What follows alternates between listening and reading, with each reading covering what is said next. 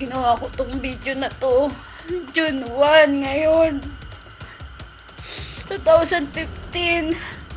Hindi ko na kaya. Ang problema ko, ang tagal-tagal na ako nagdudusa dito sa Saudi. Ang tagal na ako humingi ng tulong sa consulate natin. Pero hindi nila ako pinapansin. Gusto ko na umuwi. Maraming beses ko nang gusto umuwi. Walang beses na ako pupunta ng labor. Pabalik-balik ako. Hindi man lang nila ako pinapansin. Pumunta pa ako kay Sir Kasim para magreklamo sa Saudi Labor. Babalik-balik rin ako doon. Lahat ginawa ko para lang makauwi na lang ako dahil hindi naman ako sinerte na naayos man ang papel ko. Hindi ako sinerte sa ama ng malupit sa bahay. Ilang buwan kami hindi pinapasahod. Nung nakaraang Ramadan, nung nakaraang taon pa.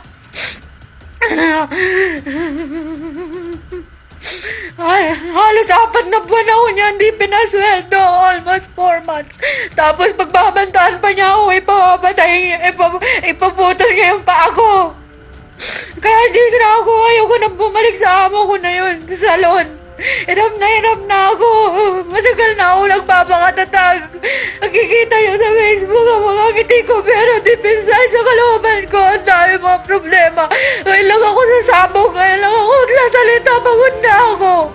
Hirap na ako. Gusto ko na lang tulungan niyo ako makauwi.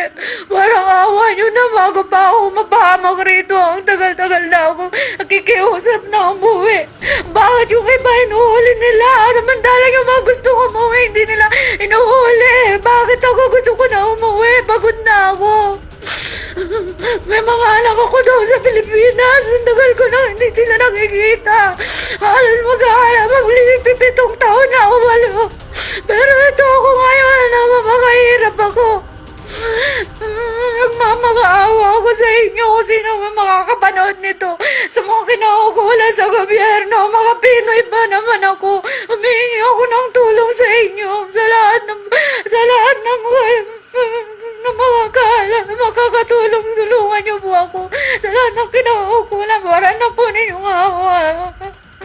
Hirap na po ang kalooban ko. Ayoko na bumalik sa amo ko dahil nung